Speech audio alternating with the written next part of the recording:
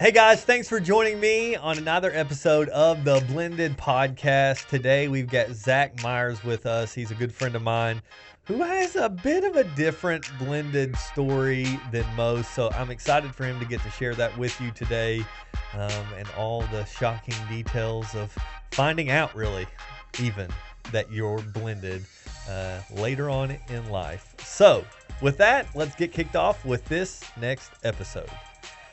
Hey, Zach, thanks for joining us today on the Blended it's good to be here. Podcast. Mm-hmm. Yeah. So, you want to just go ahead and open up, share a little bit about your blended journey? Sure. So, kind of like what you said in the intro, I didn't know I was blended until I was about 27. I grew up, it was just me and my mom, single parent home, only child. And I knew from a young age I was adopted at birth. My mom never hid that. It was always an open topic, and I'm glad it was. My best friend growing up was also adopted, and so it was one of those things where it was very normalized. Yeah. And anyone that is in the process or thinking of adopting, I highly encourage that, because you hear stories of when you're 16 and you get your driver's license, you find out, oh my goodness, my parents aren't my parents, or something like people have like a life. A crisis, but I never had that, and it was very normalized. And so, fast forward, I'm married, I'm having my daughter, and she's born with a skin condition, and it's a rare thing, but it's more common in like Scandinavian countries. Okay. So that kind of sparked an interest in, I wonder if I have roots, like bloodline in Scandinavia. I wonder if that's why, and that was purely it. So. Of course, you see like these Ancestry and 23andMe and things like that. And so I just said, you know what, let's just try it. So I got an Ancestry DNA kit one year for Christmas, and it's like one of those things, you spit in a cup, put it, seal it up, send it off, and like 8 weeks later or something. You forget about it, really. You honestly forget about it. I got an email, and I'm like, oh yeah, I forgot I did that.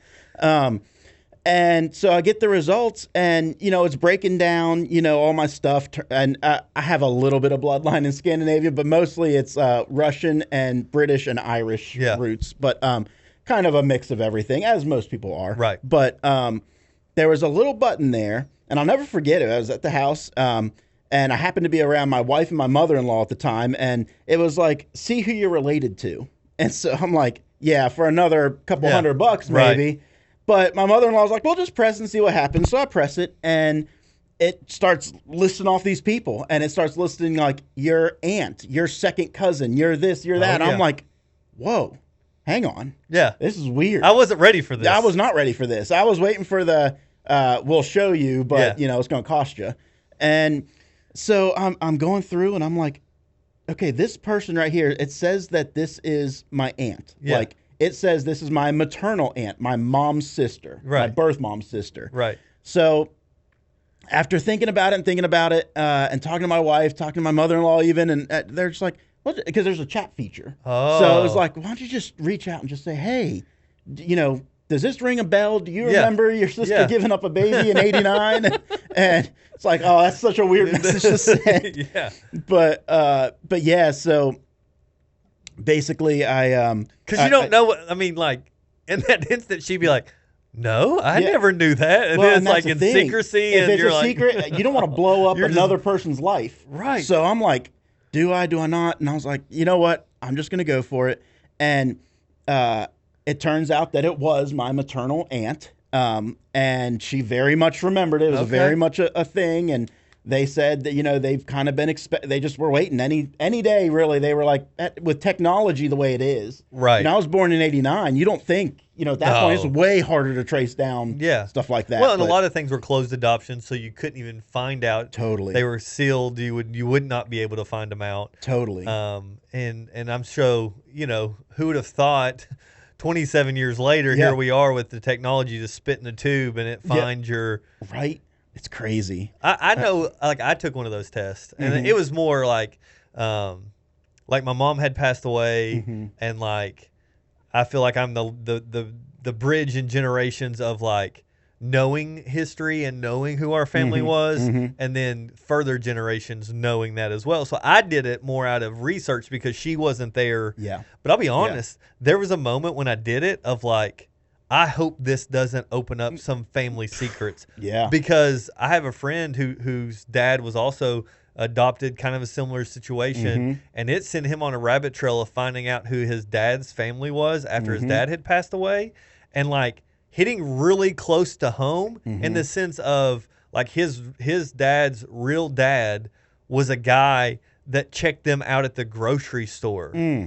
Wow. From an early age, How but weird is never that? said anything or would never say anything. Yeah. And then it even like it brought, I mean, we were best friends growing up, so it was like there was kids we grew up with that their parents were actually related to his dad. And like So weird. but it was so weird, and like I mean it webbed all over And the sometimes place. those situations, they don't end pretty. Like it ends with, Well, I'm not this one talking didn't to really either, Yeah, in some I of the mean, things. so, and I hate that for people, but you know, for me it was. So here's the thing. I grew up, like I said, in a single parent home. It was just me and my mom. When I was getting adopted, my mom was married, and her husband at the time ended up leaving her for someone else and didn't finalize the adoption. Right. And so, you know, his name wasn't signed on anything, and so I was never like legally his or anything. Right. So, you know, and she, of course, at that time, this is '89, she was really worried because the adoption stated, you know, 2-parent home, things like that. So she was afraid she was going to lose me. She's calling the adoption agency she's going through, like, this is what happened. I had no idea that this was going to happen. Right. You know, I'm basically grieving a loss at this point. Like it's, Right. you know, she said to me later in life, you know, it felt like, you know, as if you lost somebody. Oh yeah. And so she was horribly afraid that because it wasn't fully finalized yet, like not in front of the judge and signed, sealed, and delivered kind of deal, that they were going to be like, no, then we need a different family. But Right. I said it was okay. It all worked out. So fast forward to I'm finding people that Ancestry's telling me I'm related to. That's so weird. And, you know, of course, not only do you have the technology of Ancestry, but immediately we're on Facebook. And I'm telling you, the more names that it says, okay, it says I'm this person, and then you go on their Facebook and it's like, okay, it looks like they're related to this person. So me, my wife, and my mother-in-law are making like this family tree, right? Like You have we're like a trying whiteboard, to you like put it spun all over together. and like drawn it out. It's crazy. Like a crime And investigation. It really is. It's dude, technology and the internet today is nuts what you can come up with. But there was nothing for my dad's side of the family. And so I'm Really? nothing at that point. And I'm walking this line of, okay, how do I tell my mom this? Because I don't want her to think that she's being replaced in any way. Right. I have a mom. She is my mom. Like Right. I'm not looking for another mom. I don't have an identity crisis. And I think this goes back to because it was so open with you're adopted and, you know, the Lord gives babies to families in different ways. And this just happened to be the way that I got you. So it was very much normalized and celebrated. You know, it was not a pain point or a shame of any kind. You had been given the means and the time to accept your situation versus surprise, you're adopted. These people who have, I say this loosely, lied to you to say what never really, it's not lying. But a lot of people have that. They take it that way. Yeah. And so good for your mom of like, you know what, from an early age, I'm just going to be honest with you. Yeah. Give you the time and the means and the space to process this. Yeah. And I'm talking young age. Like I remember being in kindergarten, first grade, riding the bus, and you know, kids find out because you just talk it like, oh, I'm adopted. They're like, you're adopted. I'm like, you're not. Yeah. Like, you know? Wait a minute. Not everybody's not adopted. Everybody's not adopted. Yeah. So I think that when you prepare a child like that, by the time I got to adulthood, it processed so much better because it was not a identity crisis of, well, who am I? I don't even know who my bloodline comes from or anything. Right.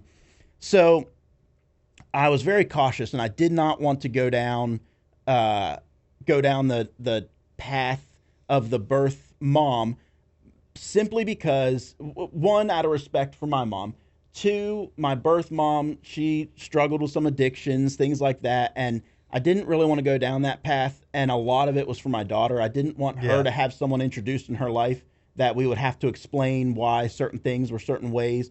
If that's in your life, that's one thing, but to consciously introduce that into a child's life, I just felt a little bit like I should be careful here. You can control the boundaries. Yes. Talking on that messenger, they let us know who my birth dad was. And they actually went ahead and they still had contact. They called his brother, my uncle, and said, hey, you're never going to believe this. So he got a hold of my birth dad. What? And I got a Facebook message from him. And it was really long. I still have it. It's, mile-long message of, man, I have hoped and prayed this day would come. And wow. So it was really cool. And so we chatted back and forth and then quickly exchanged numbers. And from that point, we chatted on the phone, like maybe not every day, but multiple times a week, and for hours at a time. You're just curious, catching back up, and being a musician my whole life and all that. Here he is a musician. Here he has a studio, and so that brought in. We talked a lot about nature versus nurture. I've never met this man. My family, my adopted family, but my family, no one was really musicians, so it was like this. I had it deep inside of me and couldn't explain it. And then it's like, wow, that's pretty cool. So there is a nature aspect to this. Yeah. It's not just a learned thing. Yeah. So that's pretty cool. That's interesting because your mom's your biological mom, birth mom. Yeah. Her family was in Florida? Well, some in Pennsylvania, some in Florida. Okay, so that's because I knew your dad was in Pennsylvania, so I'm trying to figure out. Wow, they really did stay in touch to. Well, and that's what's crazy is I grew up and lived all the way until I moved out at 20 years old or whatever. 45 minutes down the road from him. I mean, that's what's crazy. Different music shops that I went to growing up and all that. I mean, they were right by his house, and so it's like.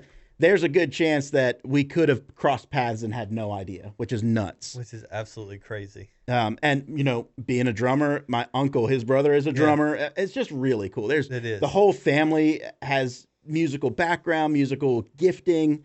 I don't know what he is to me, a second, third cousin, twice removed, all that. Yeah. It's distant, but somewhere in this bloodline from my birth dad, there's a composer named Bernard Herrmann who's very famous. He did like Taxi Driver. He did all the Alfred Hitchcock stuff. Like very, very famous film composer. So that's in the blood. So it was pretty cool to find out. So you have your biological mom, your birth mom, and you have your mom who's raised you, who's nurtured you, who from an early age kind of gave you the space to accept it, to acknowledge that you were adopted, been really open and upfront with you.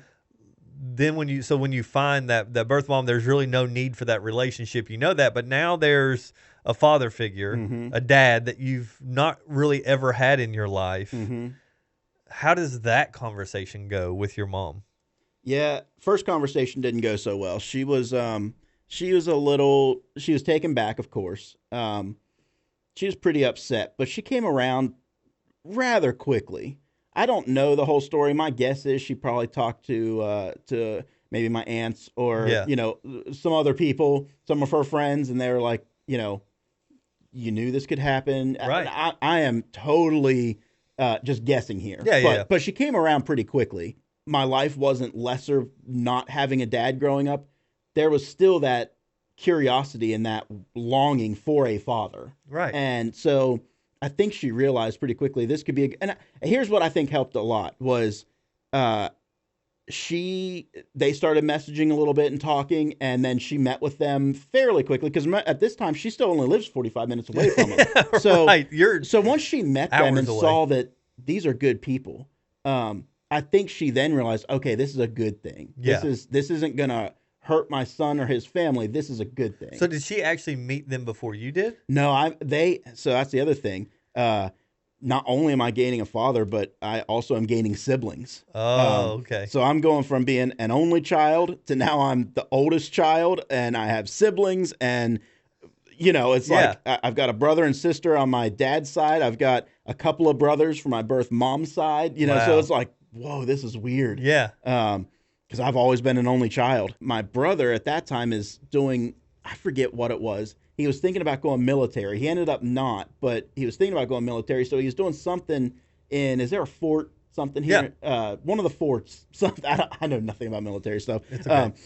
One of the forts in Kentucky, and my birth dad and my stepmom were driving to see him. And literally they were passing through our town. Oh, wow. So they were like, he called me and said, listen, no pressure.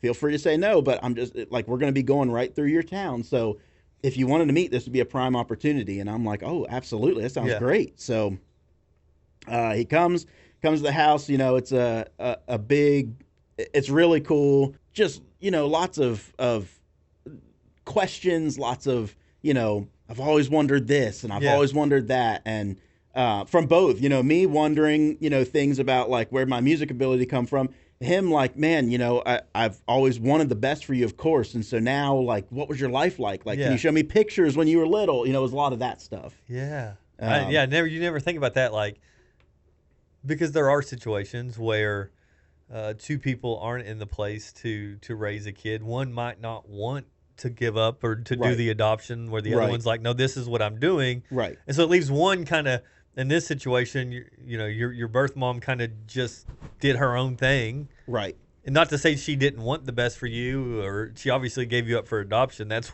her way of wanting the best. But here you have seems to be a guy that's got it together, who has other kids, who in the back of his mind always would probably have wondered, like, did I do the right thing? I hope he had a good life. I could have given him a good life. Totally. And so for him to kind of almost have closure, Yeah.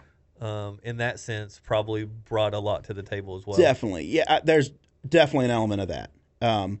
There was a lot of, I don't want to say relief. Maybe relief's the right word, but there was a lot of I'm just so glad you had a good life and are continuing to have a good life. Right. But I'm just so glad that it things worked out for you. Right. And I think too, he saw the value of mom being open about everything and supporting me in my music, because he was a musician, and at the time of adoption, he just knew at that time that him and my birth mom, they weren't going to be able to give me what a child needs. And so there's a lot of opinions on this. I am definitely one, and I feel like I'm a product of. I'm a fan of that. If you feel like that and you feel like adoption needs to happen, I mean, I am so thankful that happened. Yeah. And it's really worked out in the end, because now I have a relationship. I mean, we text or call often. We go on vacations together. You just spent a weekend with him in Nashville. We're going on a cruise next year. On off years, when we're not doing things like that, we often go to the beach together. So it's and when you it's say family. together, what's really cool is it's your mom. Yep, my mom goes, and your birth dad. Yep, and my in-laws. Yeah, it's everyone in my corner. It's like it's really funny. We were all laughing at the beach one time, and there's a massive group of us. I think we had 18 people, and we got a big old Airbnb and all that, and we're all sharing this one house. And it was like me and Lily are the only common denominator to everyone in this room. Like, that's cool. It was really cool. It was like a weird moment where, like, I'm the only one that's actually related to everybody in here. Yeah. Everyone else is by marriage or whatever, but I'm the only one that is by that everyone here. It was pretty cool. That is cool. And I mean, it has to be, as a dad, it has to be kind of a sigh of relief too, to have these relationships, to know kind of family history, because kids are gonna ask inevitably, where do you come from? What was my grandfather like? What was where were they from? My kids do that stuff too, and so it's like, now that you have those answers, you'll be able to share those with Lily. Yep. And be able to explain things. And I think the biggest one is medical history. Yeah. And growing up, that was always a big one. If you went to a doctor or a new doctor or whatever, it was always, do you have a medical history of this? I'm like, I don't know. I was adopted. I don't have a clue. Yeah. And it was never a big deal. Like, oh, okay. And they just mark it down. But, it's now I do ask, and I'm like, hey, at a young age, I started having blood pressure issues, and they're like, oh, yeah, on our side, that's a big thing. So it's like, okay, that answers that. That could have been useful to They're know. like, I've been on BP meds since I was 21. I'm like, oh, okay, I got you now. I see. Probably should have been too. So, yeah, I think a lot in the blended family life is about boundaries. For us, when the boys met my wife, Jessie, are we going to use the stepmom? Are we going to use bonus mom? Or what is she going to? And so we came up with the nickname Joy, and that's what they still call her, Joy. So it's That's not a awesome. fight with Yep. it's not a fight with their biological mom. Like, wait a minute, you can't call us both moms or what? It's setting up boundaries to make them feel comfortable and not awkward, and you know, I mean, kids pick up a lot of things, and so it sounds like they did the right thing of letting her kind of narrate, dictate the relationships with that side of the family, because you really didn't have them. So it's hard to, if she's modeling like you, then you're trying to figure out these relationships. So that's really a cool way to think about, like, when it is blended. Like, a lot of times you kind of, if we're dancing, the kids have got to lead. Yeah. And they've got to kind of set the tempo, the pace, the desire. Definitely. Yeah, and that's a good way to put it. I think that a safe way to do that is talking through with your spouse or with them or whoever. You know, the more that we discuss, this is a safe way to go about it. This is a way that's going to not cause heartache. This is not going to be too much too quickly. Right. And then let them lead in those parameters. I think that was the way that worked best for us. Yeah. So that was, for me, it was one of those things where it was completely unexpected, but I guess it was always in the back of my mind, like, even from a young age. Not that I ever longed for it, but it was just like I wonder, especially on the dad side, because growing up without a dad, like, it just made me like, I wonder what my birth dad's like. And it was never I was never the kid that was crying himself to sleep longing for that, but I was, you can't help but be curious. Different things will bring it up. Yeah. Oh, I'm sure they're, you know, the first time you're playing drums or stuff, like, you know, your mom's out there rooting you on, and it's probably like, man, I wonder what my dad would be doing right now. Yeah. You know, like, just instances, and that might not be one, but no, I mean, I remember thinking that, because especially when I was in my high school band and when we were hitting the road with doing different, like, cool stuff, you know, the one guy, a guitar player, his dad drove us everywhere. Yeah. And the other guy, his dad's super musical, and you know, he'd be the one we'd call and be like, hey, we're writing this song. We don't know, you know, chord progression-wise, where should it go? And he'd be like, it needs to go here, because he's a musical genius. So there were things like that where it'd be like, oh, okay, I wonder if my dad's musical. Just little questions like that. That's what a dad does. You know, like those little instances. Yeah. And that makes sense. So let's talk a little bit more about that then. So you've got a mom, and she's trying to play both roles. She's doing a great job, obviously. Yep, I know you. She did a fantastic job of raising you. But there's that stereotype, and I think it's, I can be guilty of this, but there's a stereotype that, you know, a boy needs a father in his life. Kids need a father parental unit figure in their life. I 100% believe that, whether it be an uncle that steps up and does that, a grandfather, which I know that you were close with, that steps up, and there's just a, you know, moms nurture love a certain way, dads love and nurture a certain way, and I think kids need both of those. That's why communicating when you're blended, because you know, for my story, like, I'm only with the kids, like, technically Sunday through Wednesday now. When Wednesday rolls around, I just don't disappear. Like, I'm there all week, but there are times that they're with their mom that, you know, I pray and I hope for whoever that she's in a relationship with, like, will step up and show them things as a man, as a father figure, to help them be better men. And so here you are. And just knowing your story, I know your mom put you in, like, almost like big brother mentor situations, and sent you to NASCAR races. But there was one thing that kind of drove you nuts in the church world. My biggest thing was, and I can't speak for everybody, this was just me. Well, I shouldn't say it's just me. I've talked to other people that are adopted and they agree. Okay. Not even adopted. I should say I've talked to other people that grew up in a fatherless home. Okay. And they agree. Anyone in the church that would come up and basically try and be like, it's okay, the Lord is your father. You know, God is your father in heaven. It's like, yes, that is absolutely true. But he's not out showing me how to use a wrench either. Exactly. So it's like, don't try. And I think the thing that bugged me is it's like it's coming from a great place. They're not trying to be rude. They're not trying to be mean, but they also aren't experts in this. They didn't grow up without a father. Right. So it's kind of like, you know, I would feel like if I saw someone younger, I could be like, this was my experience. Maybe it'll help you. Maybe it won't. But right. I also wouldn't say, this is it, black and white, and Yeah. that should be enough for you. And so that's where I got a little bit like, okay, you don't really know the situation. That doesn't help me at all. In fact, it kind of angers me a little bit. Right. Because you don't know. You don't. And so It's just that, using that those. was my big thing. In Yeah. the church, like, just don't say that to Yeah. people. It's like, It's generalizing situations. Like Yeah. every situation where it's a non-nuclear home, like your Yeah. mom's single mom raising you well. Yeah. It doesn't mean that, one, that you're lacking, because Right. you obviously didn't. She Right. did a great job of putting well, people and around I had you. great youth pastors. Right.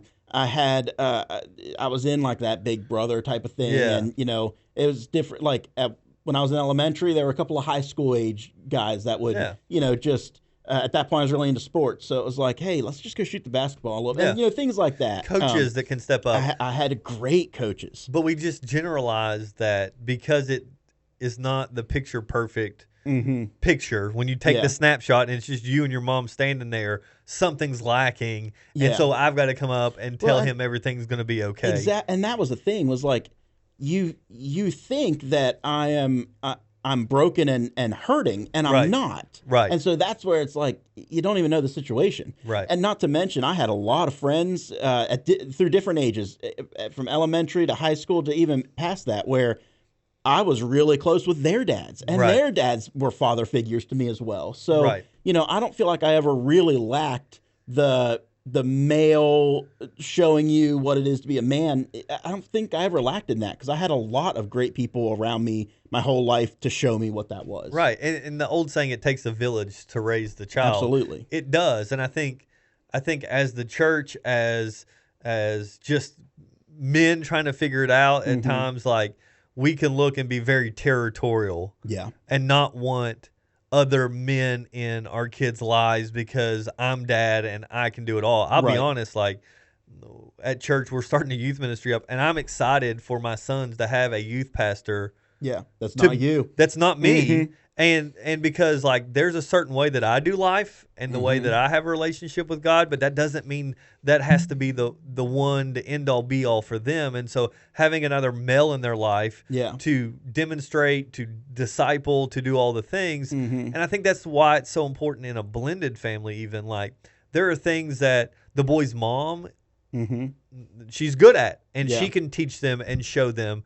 Well, then there's things that my wife, their bonus mom, is good at, and she teaches, and they're only going to become better humans Right. because of the amount of people that love and care and support and demonstrate things for them.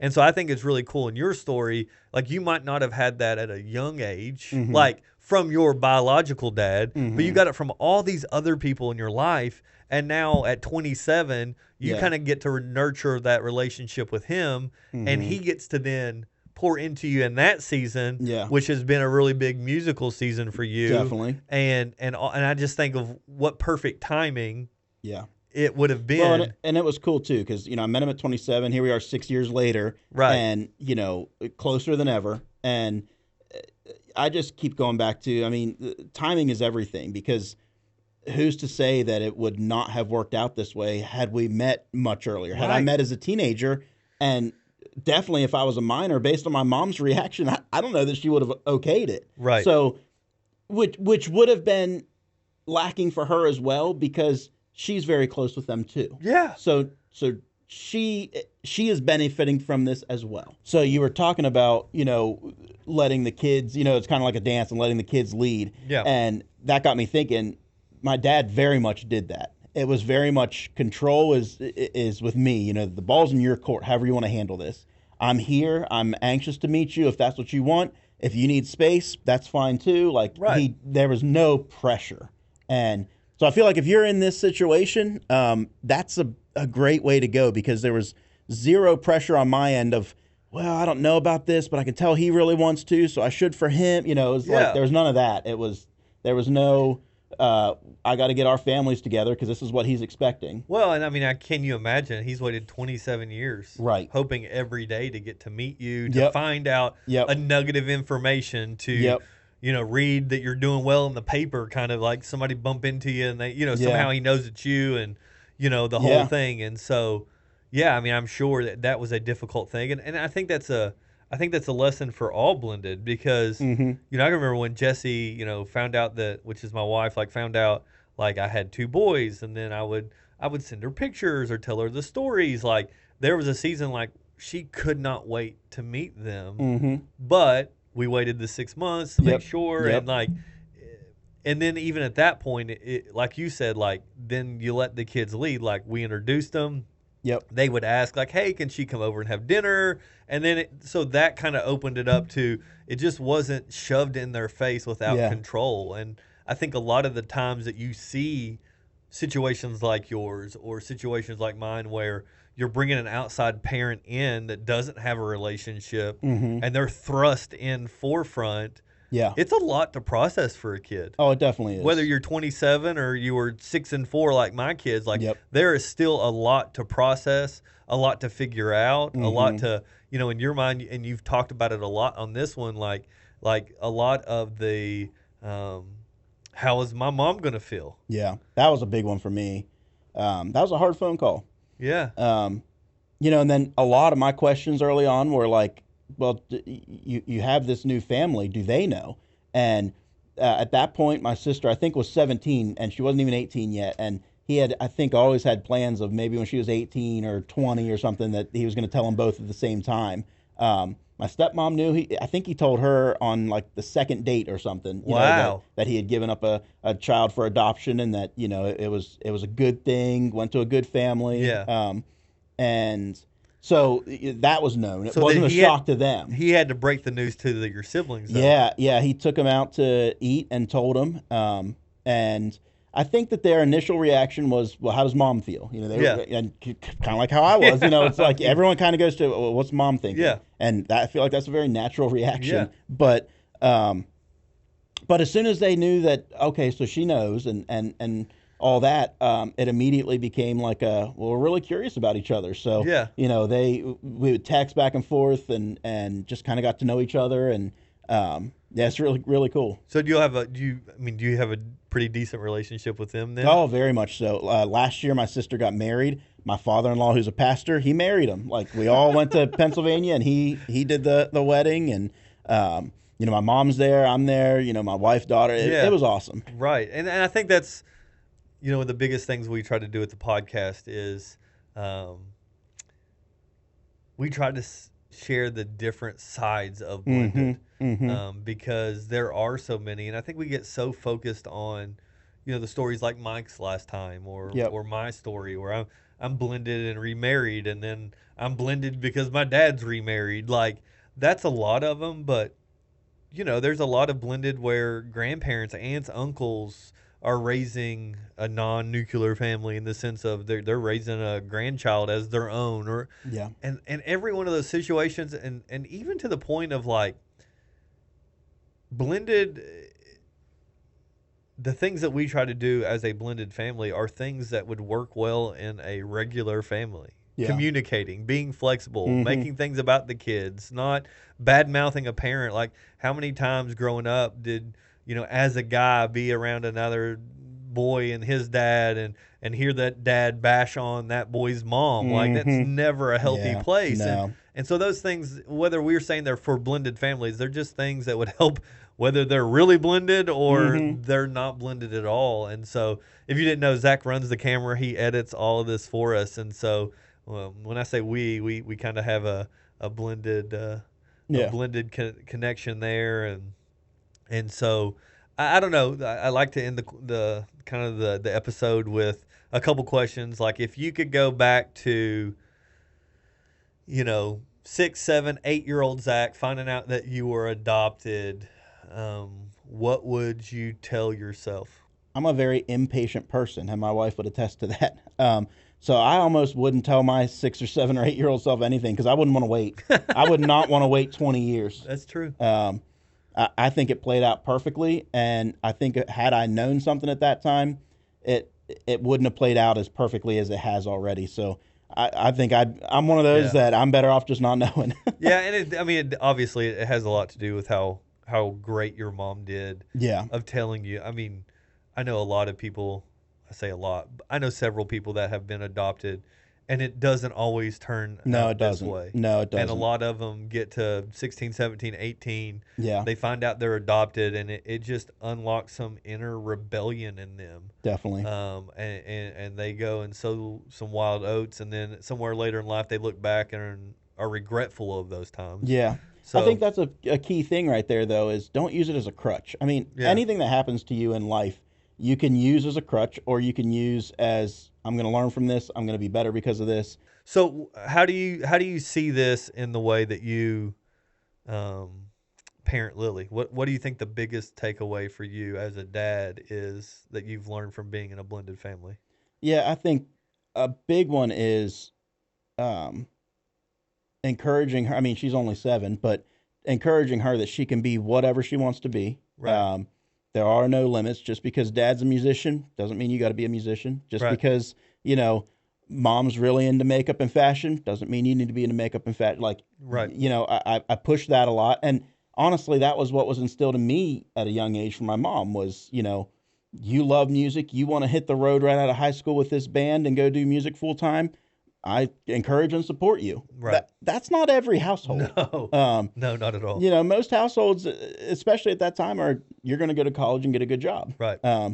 So I believe life is short. If you've been given a gift and all that, chase it, man. Right. And that's what I want to instill in her. And from a parenting standpoint, I grew up in a pretty strict household. Yeah. My wife and I are less strict. Yeah. Probably should be more strict, but she's one though that she kind of like. I feel like it's not a one size fits all answer because Right. just the other day, she was doing something. My wife had to discipline her, and then she starts crying, and we're like, Lily, why are you still crying? She goes, I'm just upset that I'm not listening. Like she self punishes. Right. So if you have a child like that, it's kind of like, well, that's different. Yeah, it You know? is. Zeke's that way. He not supposed to eat a bunch of dairy. He ate dairy. He ended up puking. Next morning, he apologizes to me for not listening and make better choices. And I'm thinking, who are you? Most kids are not that way. No, not at all. All right, guys. Thanks for tuning in to this month's episode of the Blended Podcast. And hopefully you took some nuggets that, well, first of all, blended looks way different for everybody. And in different seasons, it will continue to look different. I think men, we need to kind of put the armor down and welcome other men, good men, into our kids' lives that can teach them things that we like. Like, I'm never going to fix a car. I took 4 trips to the auto store the other day just to get the right blinker bulb for the back of my wife's car. But there are other men that would have looked at that and in 10 seconds had it fixed. And so for me, I want my kids to be the most well-rounded and polished and all the things. So put the armor down. You don't have to be Superman all the time. You can ask for help and get other people to step in and be a part of your kid's life to teach them things that maybe you can't. I think that's the biggest thing that I took from Zach's story. And the biggest probably of all, just be open and honest with your kids. You don't have to tell them the messy details, but just be honest in the sense of let them know what the situations are, what it can do, what it's not, and allow them to have the room to accept, to process, and to grow in where they are. And so big thank you to kind of producer, cameraman, editor Zach for joining us to share his blended story today. If you have any comments, please leave them on the bottom. Make a comment, and we'd love to get back with you. If you've got a blended story that you think is worthy of being shared or you'd like to come on the podcast with me, we would love to invite you. So just leave a comment for us. We'll get back to you. Don't forget to hit subscribe, ding the bell, whatever you're supposed to do. And thanks for tuning in to the Blended Podcast. Navigating life as a mom or a dad in a blended family can be a real challenge. But working together with God's help, there are strategies that work and ideas to cope. Blended is a podcast hosted by dad and pastor Derek Withrow, designed as real help for the 40% of families with kids from a previous marriage. Make it your next download on Apple, Google, or wherever you listen.